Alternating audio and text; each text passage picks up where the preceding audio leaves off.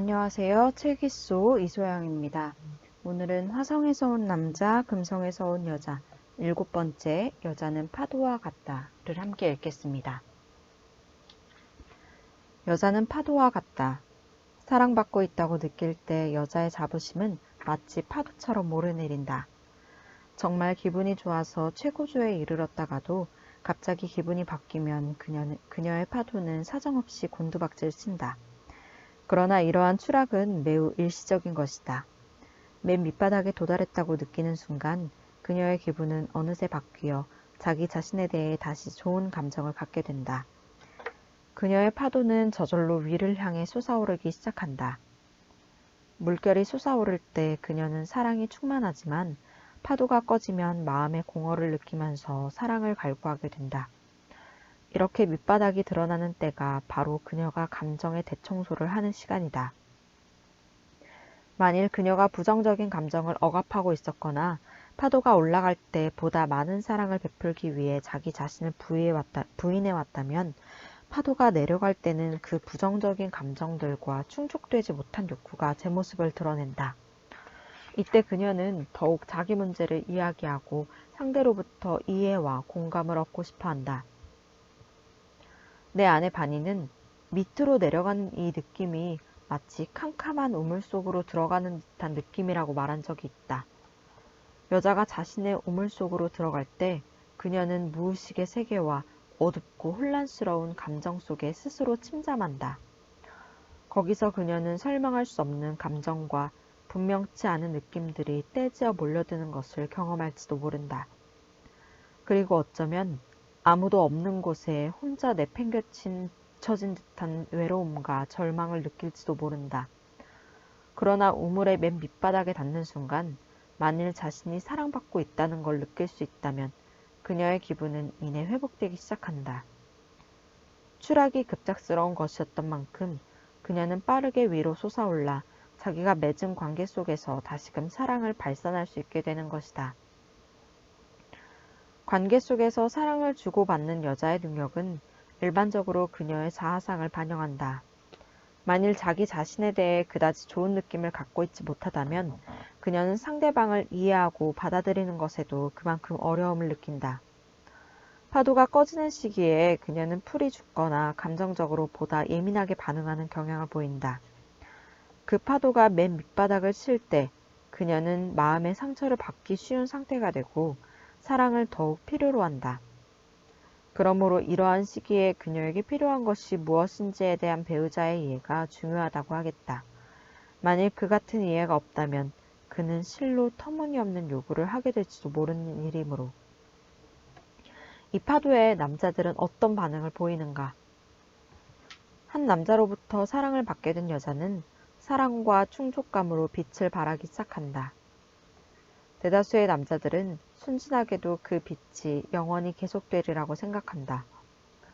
하지만 그녀가 지닌 사랑의 본성이 언제까지나 한결같으리라 기대하는 것은 날씨가 절대 변하지 않고 언제까지나 햇살이 가득하기를 바라는 것과 같다.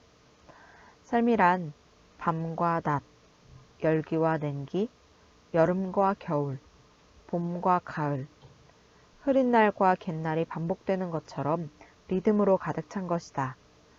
그렇듯이 관계 속에서 살아가는 남자와 여자도 제각기의 리듬과 주기를 갖고 있다. 남자들은 멀어졌다가 또 가까이 오고 여자들은 자신과 남들에 대한 사랑의 오르내림을 반복한다. 남자는 여자의 돌연한 기분 변화가 오로지 자신의 행동에서 비롯된 것이라고 짐작한다.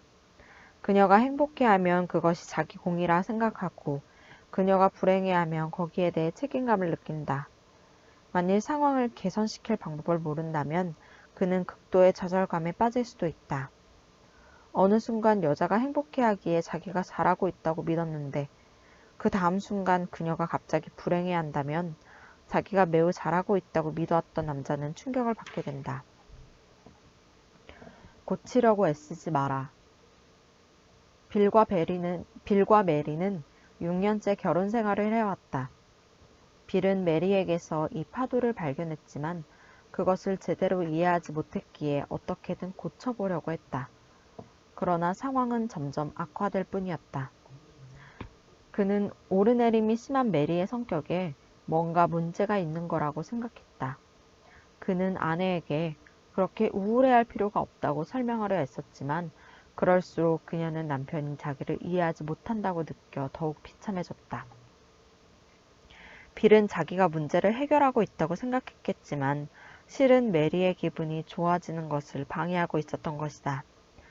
그는 여자가 자신의 우물 속으로 들어가는 바로 그 순간이 그를 가장 필요로 하는 때이며 이것은 해결하거나 고쳐야 할 문제가 아니라 그녀에게 무조건적인 사랑을 보여줄 기회임을 알아야 한다. 저는 아내를 이해할 수 없습니다. 몇 주일 동안은 더할 나위 없이 좋은 여자죠. 저한테나 모든 이에게 무조건적인 사랑을 베풀어요. 그러다가 갑자기 기분이 가라앉아 자기는 늘 사람들한테 베풀기만 한다고 제게 짜증을 내는 겁니다. 그녀가 불행해하는 건 제 잘못이 아니에요. 아내한테 그렇게 말했다가 크게 싸웠습니다. 많은 남자들이 그렇듯이 빌 역시 아내가 기분이 가라앉아 밑바닥으로 떨어지지 않게 하려고 애쓰는 실수를 거듭했다. 그녀의 손을 잡아 당겨 끌어올리려고 안간힘을 썼다. 그는 아내의 기분이 가라앉았다가 다시 올라오려면 반드시 맨 밑바닥까지 내려가야만 한다는 사실을 몰랐던 것이다. 아내 메리의 기분이 곤두박질치기 시작할 때 첫 번째로 발견되는 증세는 귀가 꺾이는 것이다. 따뜻한 보살핌과 공감으로 그녀의 얘기를 들어주는 대신 빌은 그녀에게 기분 상해 있을 필요가 없다고 강조해 그녀의 기분을 끌어올리려고 노력하곤 했다. 기분이 가라앉을 때 그러면 안 된다고, 왜 그러느냐고 말하는 사람은 그녀에게 전혀 도움이 안 된다. 그녀가 필요로 하는 사람은 그럴 때 함께 있어주고 그녀의 얘기를 들어주고 그녀가 겪고 있는 일에 대해 함께 느낄 수 있는 그런 사람이다. 설령 여자의 기분이 가라앉은 이유를 이해할 수 없더라도 남자는 자신의 사랑과 관심과 지지를 그에게 보여줄 수는 있을 것이다. 남자들은 왜 혼란을 느끼는가? 여자는 마치 파도와 같다는 걸 알게 됐는데도 빌은 여전히 혼란스러웠다. 메리가 우물 안으로 들어가려는 것처럼 보였을 때 그는 열심히 얘기를 들어주는 연습을 했다. 아내가 고민하는 문제에 대해 얘기를 해도 그것을 해결하려고 하거나 그녀의 기분을 좋게 만들려고 애쓰지 않았다. 그렇게 한 20분쯤 지나자 그는 몹시 당황스러웠다. 아내의 기분이 전혀 나아질 것 같지 않았기 때문이다.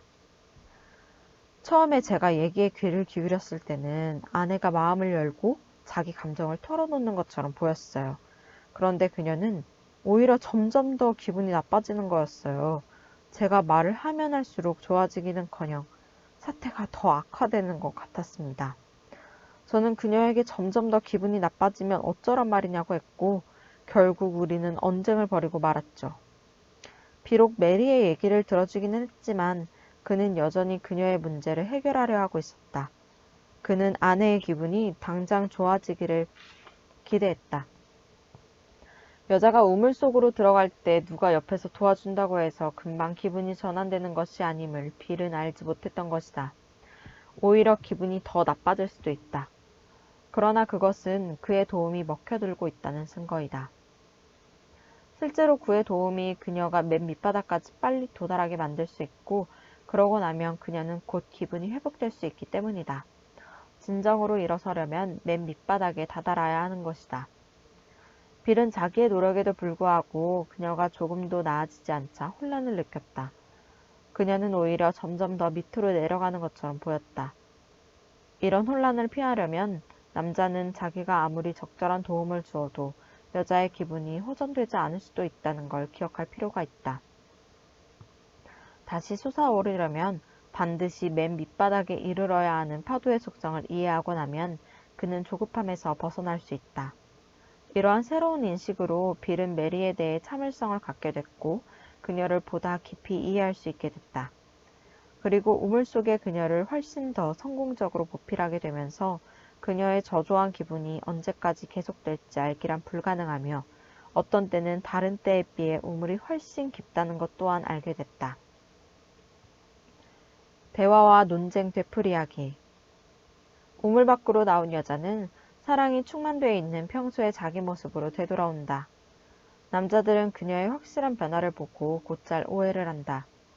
그들은 그녀를 괴롭히던 문제가 무엇이었든 이제는 그 문제가 말끔히 해결돼 사라진 것으로 생각하는 게 보통이다. 그러나 사실은 그렇지 않다. 그것은 남성들의 착각이다. 그녀의 파도가 다시 곤두박질 치면 또 그와 유사한 문제들이 드러난다. 이미 해결된 줄 알았던 문제가 또다시 고개를 들면 남자들은 참을성을 잃고 짜증을 낸다. 파도를 이해하지 못하기에 그는 우물 안에 있는 여자의 기분을 맞춰주기가 너무 힘들다고 생각한다. 해결되지 않는 감정 문제가 자꾸만 되풀이되면 남자는 다음과 같은 부적절한 반응을 보일 수 있다. 도대체 우리는 이 일을 몇 번이나 되풀이해야 되는 거요? 전에 다 들은 얘기잖아. 그 문제는 해결된 줄 알았는데 또다시 이 일로 실랑이 하고 싶지 않아요. 이건 미친 짓이라고 맨날 똑같은 입씨름을 반복하고 있잖아. 당신한테는 왜 그렇게 문제가 많아? 여자가 자기 우물 속으로 들어가면 가장 깊숙이 파묻혀 있던 그녀의 문제가 표면으로 떠오르는 경향이 있다. 그 문제란 인간관계와 관련된 것일 수도 있지만 대부분 그녀의 과거나 어린 시절의 기억과 깊이 연루되어 있는 것들이다. 과거에 치유되거나 해결되지 못하고 남아있던 문제들이 그녀가 원하든 원하지 않든 바깥으로 나타나는 것이다.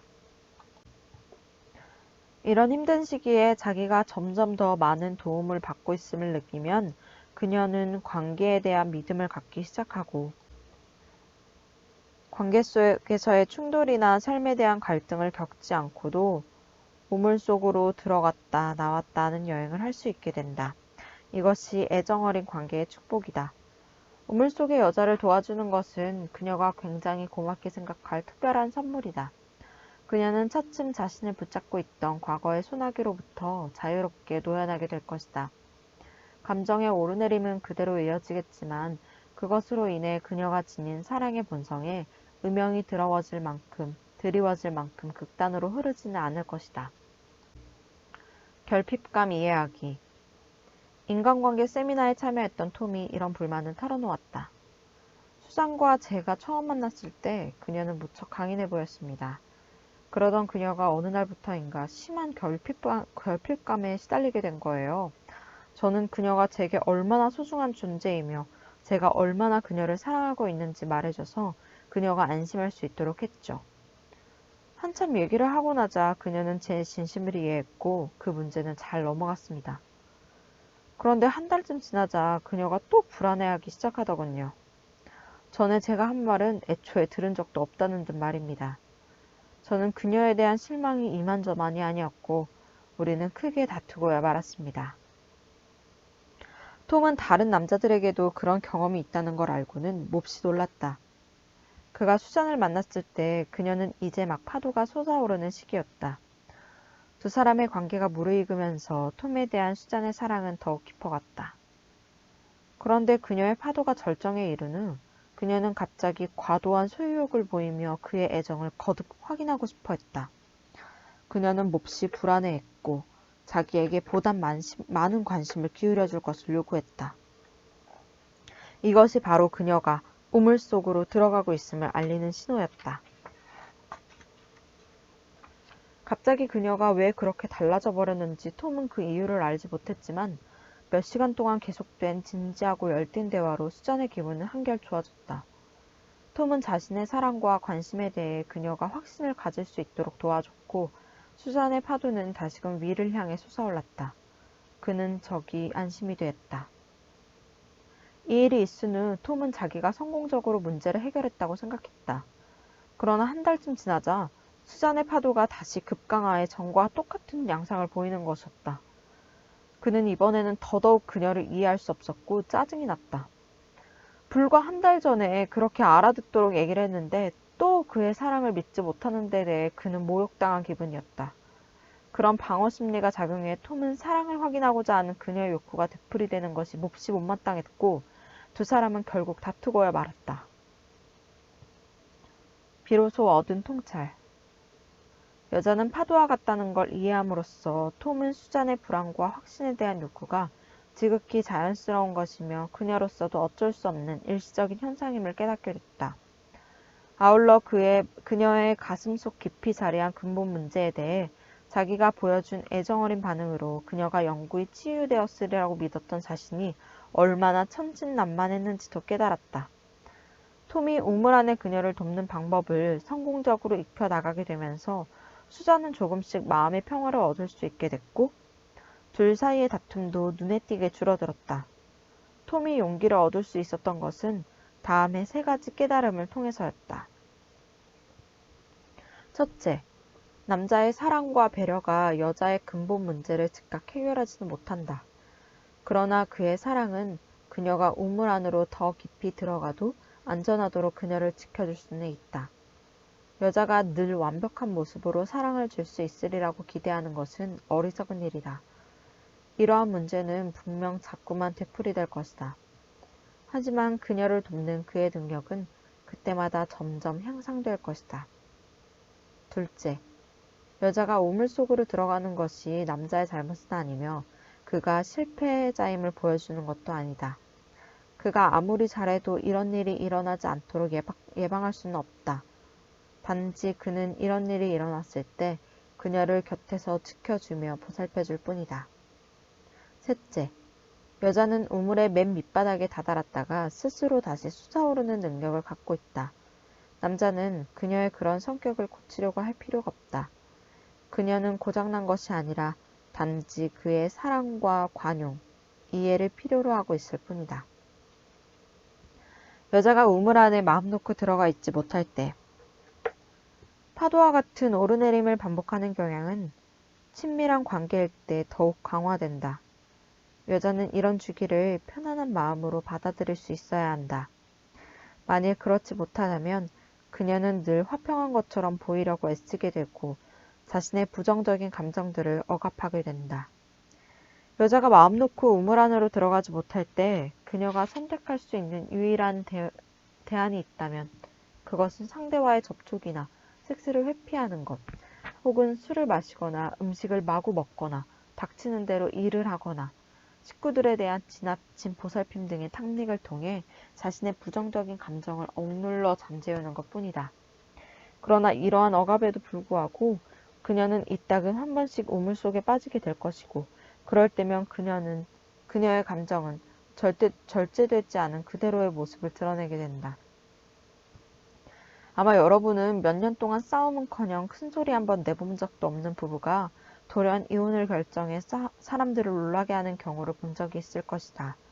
이런 경우는 대부분 싸움을 피하려고 여자 쪽에서 자신의 부정적인 감정 등을 사귀며 살아온 것이기 쉽다. 그 결과 그녀는 사랑을 느끼는 능력을 잃은 무감각한 사람이 된다. 부정적인 감정이 억압될 때는 긍정적인 감정도 함께 억누르게 되고 사랑도 희미하게 빛을 잃는다. 논쟁과 싸움은 물론 피하는 것이 좋겠지만 감정을 억압해야 한다면 곤란하다. 제9장에서 감정을 억압하지 않고 논쟁을 피할 수 있는 방법을 알게 될 것이다. 감정의 대청소. 여자의 파도가 아래로 부서져 내릴 때는 감정의 정리, 감정의 대청소가 필요한 시간이다. 이러한 감정의 정화가 이뤄지지 않는다면 누군가를 사랑하고 그 사랑 속에서 성장할 그녀의 능력은 서서히 소실돼 버린다. 감정에 대한 마구잡이 통제와 억압은 그녀의 파도가 오르내리는 걸 방해해 그녀는 점차 느낌도 열정도 없는 사람이 돼간다. 자신의 부정적인 감정을 애써 회피하고 감정의 자연스러운 기복에 저항하는 여자들 중 상당수는 월경정 증후군에 시달리고 있다. 부정적인 감정을 긍정적인 방법으로 해결하는 능력과 월경전 증후군 사이에는 밀접한 관련이 있다. 자기 감정에 대처하는 방법을 비로소 알게 된 여자들이 월경전 증후군이 말끔하게 사라지는 경험을 하는 예가 덜어 있다. 제11장에서 부정적인 감정을 처리하는 방법을 보다 자세히 배우게 될 것이다. 언제나 강인하고 자신감에 차 있으며 성공한 여자라 할지라도 때로는 자기 우물을 찾을 필요가 있을 것이다. 남자들은 만일 자기 배우자가 직업 세계에서 성공을 거둔 사람이라면 그녀는 이런 감정의 소용돌이를 겪지 않으리라고 생각하는 실수를 흔히 저지른다. 그러나 천만의 말씀이다. 직장 생활을 하는 여자는 스트레스에 늘 노출돼 있고 감정이 오염될 소지도 많아 대청소의 필요성이 오히려 크다. 마찬가지로 고무줄처럼 멀어지려고 하는 남자의 욕구도 그가 일터에서 받는 스트레스가 많을수록 늘어나게 마련이다. 여성의 자부심은 21일에서 35일 주기로 오르내림을 반복한다는 것이 한 연구에서 밝혀졌다. 남성이 고무줄처럼 다가왔다 멀어지는 주기가 얼마인지는 아직 연구 결과가 나온 바 없지만 내 경험에 비춰 그와 거의 비슷하지 않을까 생각된다. 여성의 자부심이 오르내리는 주기가 그녀의 월경 주기와 반드시 일치하는 건 아니지만 공교롭게도 평균 28일을 한 단위로 반복되는 양상을 보인다. 여자가 정장을 차려입고 일터에 있을 때는 감정의 소용돌이에서 조금 비켜나게 되지만 퇴근해서 집에 돌아오면 그녀는 다른 여자들과 마찬가지로 배우자의 부드럽고 애정어린 원조를 필요로 한다. 우물 속으로 들어가는 습성이 그녀들의 업무 수행 능력에 영향을 미치지는 않지만 자기가 사랑하고 필요로 하는 사람들과의 교제에는 실로 지대한 영향을 미친다. 남자가 우물 속의 여자를 도울 수 있는 방법.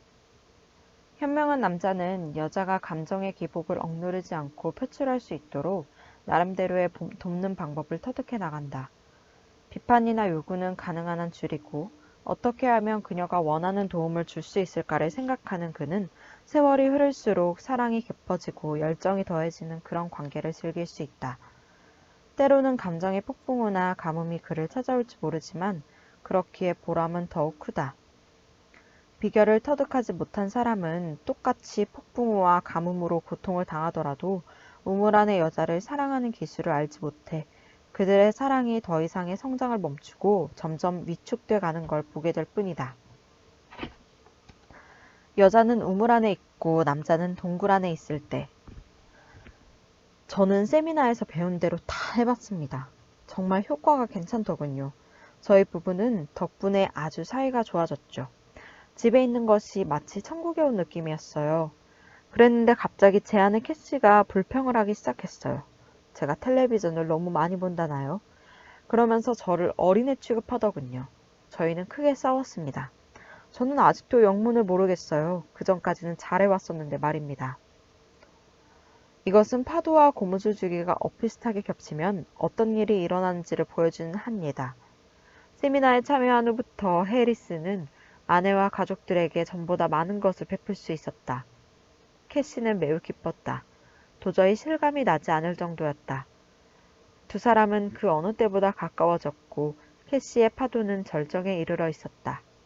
이런 시기가 한 2주일 정도 지속됐는데 그러던 어느 날 해리스는 밤 늦도록 자지 않고 텔레비전을 보려고 마음먹었다. 그의 고무줄에 힘이 빠지기 시작한 것이다. 그는 동굴 속으로 들어가고 싶은 욕구를 느꼈다.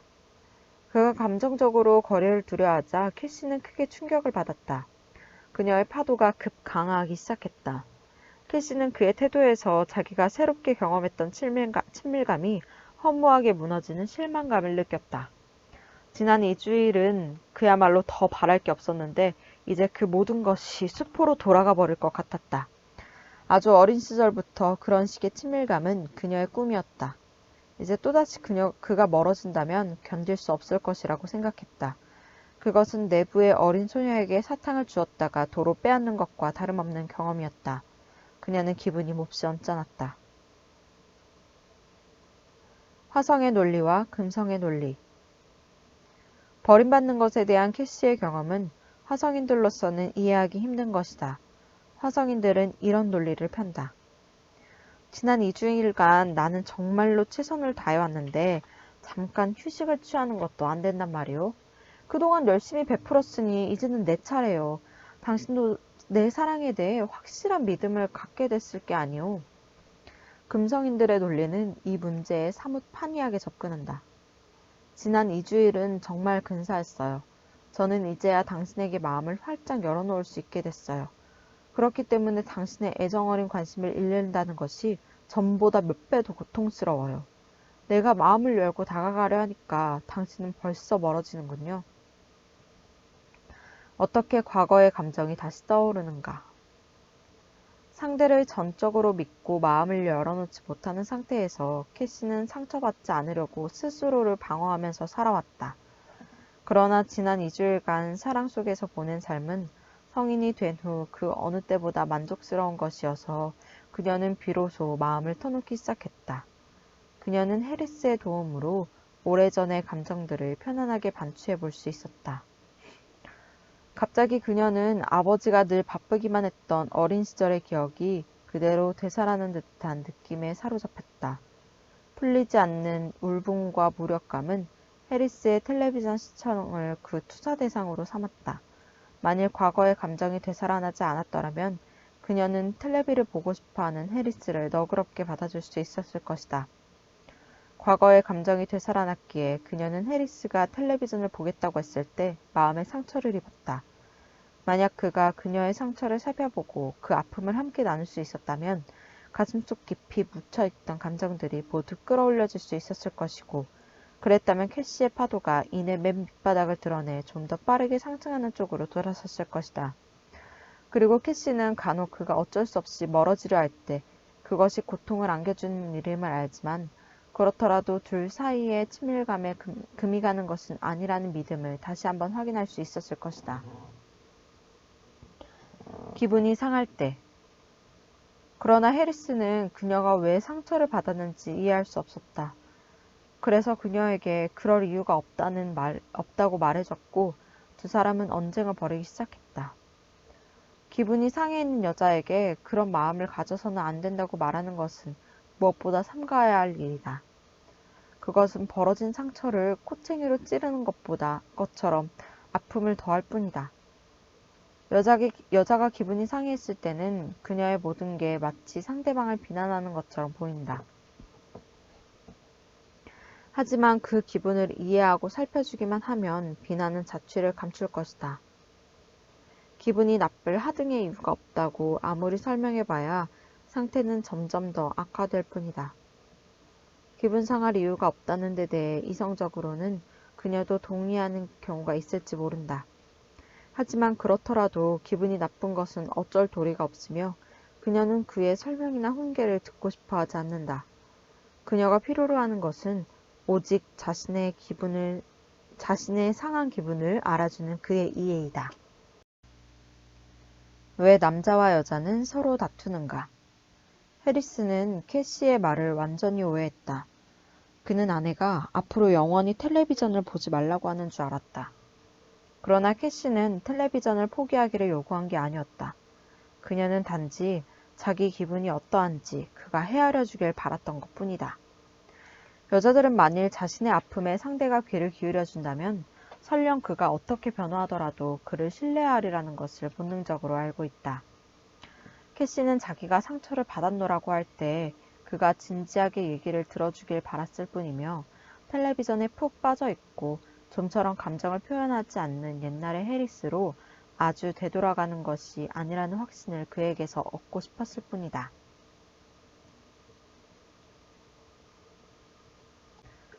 물론 해리스에게는 텔레비전을 볼 권리가 있다. 그러나 캐시에게도 감정이 상할 권리가 있다. 그녀는 자기 심정을 얘기할 수 있고 이해와 확신을 구할 권리가 있다. 해리스가 텔레비전을 보는 게 잘못이 아니듯 캐시가 마음이 상했다고 그녀를 나무랄 수는 없는 일이다. 캐시의 파도를 이해하지 못한 해리스는 그녀가 보인 반응이 부당하다고 느꼈다. 그는 텔레비전을 볼 시간을 갖고 싶었고 아내의 생각이 틀렸음을 보여줘야 한다고 생각했다. 그는 짜증이 났고 어떻게 날마다 사랑이 넘치는 똑같은 모습으로 있을 수 있느냐고 생각했다. 해리스는 아내의 감정이 부당하다는 걸 입증해야만 자기가 텔레비전을 볼 수 있고 또 삶을 보장받을 수 있으리라고 믿었다. 캐시는 그저 자기 얘기를 들어주기를 바랐을 뿐인데 그는 텔레비전 볼 권리를 주장했다. 캐시는 자기에게도 기분이 상할 권리는 있다고 맞섰다. 이해를 통해 갈등 해소하기. 12년 동안 굴절된 삶을 살아오면서 그녀가 느꼈던 무력감과 원망과 분노가 단 2주간의 사랑으로 말끔히 씻겼으리라고 생각했다며 그것은 해리스의 오산이었다. 마찬가지로 해리스가 앞으로는 자기 자신에게 신경을 쓰거나 혼자만의 시간을 갖는 일 없이 모든 관심을 아내와 가족에게 언제까지나 집중할 것이라고 믿었던 캐시의 기대 역시 무리한 것이었다. 해리스가 거리를 두려 했을 때 캐시의 파도도 강화하기 시작했다. 과거에 해결되지 않고 남아있던 감정들이 다시 솟아올랐다. 캐시가 예민한 반응을 보였던 대상은 꼭 그날 밤 텔레비전 앞에 앉아있던 해리스라기보다는 무시당하며 살아온 지난 세월이었다고 해야 옳을 것이다. 그들의 논쟁은 급기야 고함으로 번졌고 무려 2시간을 서로에게 소리 지르고 나서야 잠잠해졌다. 도대체 어쩌다가 이런 일이 생겼는지 곰곰이 생각해본 두 사람은 그제야 상황을 넓게 되돌아보게 됐고 그 결과 갈등을 풀고 화해에 도달하게 됐다. 해리스는 자기가 감정적으로 거리를 두려한 것이 캐시의 감정이 급 강화하도록 부추겼음을 이해하게 됐다. 캐시에게는 감정의 정화가 필요했고 그래서 자기 마음을 털어놓고 싶었던 것뿐이었는데 그가 오해한 것이었다. 그녀는 이야기하고 싶었고 자기는 자유로운 시간이 필요해서 벌어진 싸움이었음을 깨달은 해리스는 용기를 얻었다. 그는 자기가 아내의 요구를 들어주면 아내 역시 자기 욕구를 충족시켜 주리라는 걸 깨달은 것이다. 캐시는 해리스가 자기의 상한 감정을 일부러 배관시하려던 것이 아니었음을 알게 됐다. 그리고 일시적으로 그가 조금 멀어지더라도 곧바로 돌아올 것이며 다시 친밀감을 나눌 수 있게 되리라는 것을 이해했다. 그녀는 두 사람이 전에 없이 밀착됐던 것이 멀어지고자 하는 그의 욕구를 촉발시켰다는 것을 깨달았다. 해리스는 그녀의 심리 상태에 자기가 이끌려 다니는 듯한 느낌을 받았고 매사 그녀에게 조종당하고 있는 것 같은 느낌에서 벗어나고 싶었던 것이다. 이야기를 들을 기분이 아닐 때 남자가 취할 수 있는 행동은? 그럼 이야기를 들을 수 없을 때는 어떻게 합니까? 제가 동굴에 들어가고 싶을 때는요. 어떤 때는 이야기를 듣다가 벌컥 화가 치밀기도 하거든요. 해리스의 물음에 나는 그것이 정상이라고 그에게 말해줬다. 여자의 파도가 급 강화해 그녀가 어느 때보다 더 이야기를 나눌 상대를 필요로 할 때 공교롭게도 그의 고무줄이 힘을 잃어 멀리 떨어지고자 할 경우가 덜어 있다. 그녀가 원하는 것을 줄 수 없는 것이다. 그는 바로 그것이라는 듯 힘주어 말했다. 맞아요. 정말 그래요. 저는 혼자 있고 싶은데 그녀는 이야기를 하자고 하죠. 남자가 감정적으로 거리를 두고자 할 때 그녀가 원한다고 해서 억지로 이야기에 귀 기울이는 것은 문제를 악화시킬 뿐이다. 그는 필시 얼마 못 가서 그녀를 비난하게 되거나 벌컥 화를 내게 될 것이고 또 그렇지 않으면 너무나 피곤하고 성가신 나머지 저절로 태도가 무성의해져 오히려 그녀의 화를 돋우어 놓게 될 것이다. 성의와 관심과 이해심을 가지고 진지하게 상대의 얘기를 들어줄 수 없을 때는 다음의 3가지 행동이 문제 해결에 도움될 수 있다. 거리를 두고 싶어질 때 그녀를 돕는 3단계.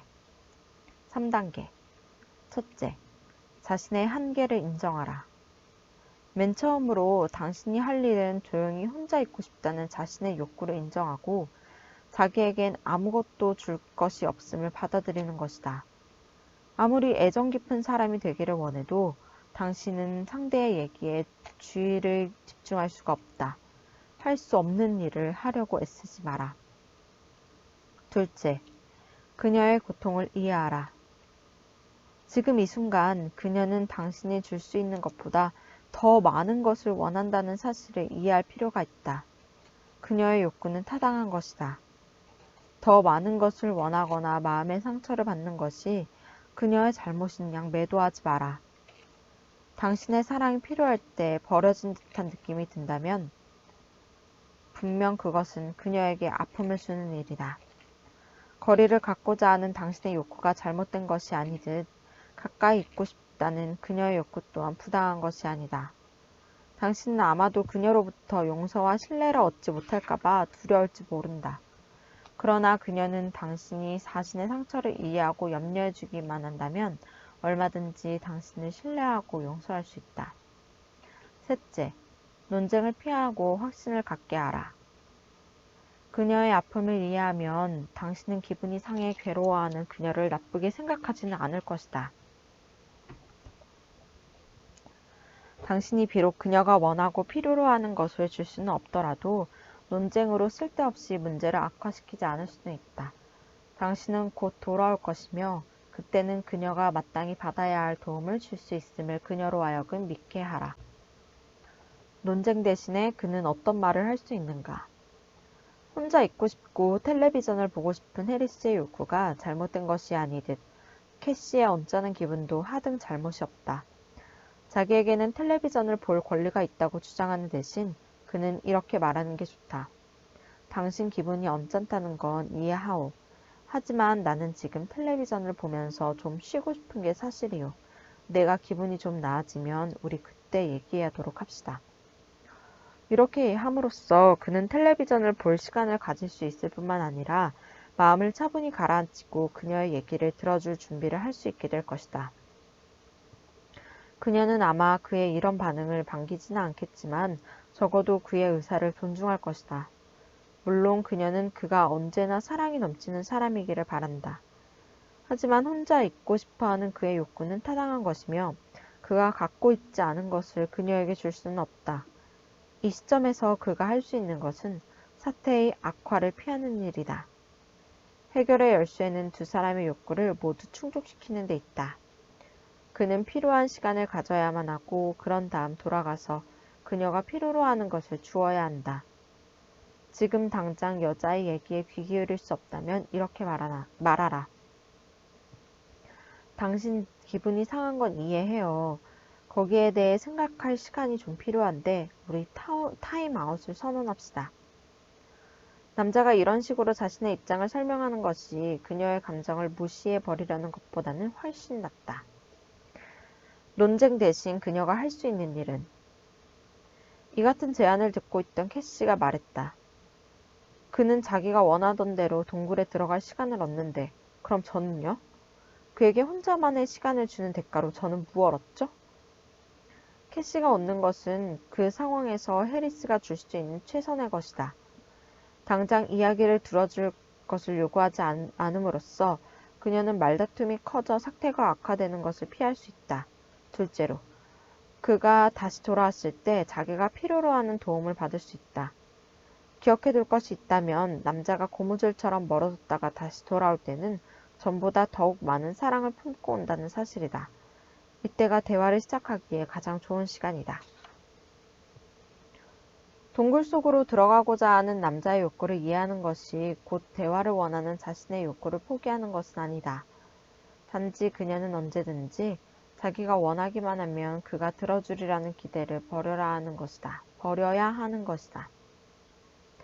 캐시는 남자들이 가끔은 아무 말도 하고 싶지 않거나 듣고 싶지 않은 때가 있으며 또 그와 정반대일 때도 있다는 걸 받아들이게 되었다.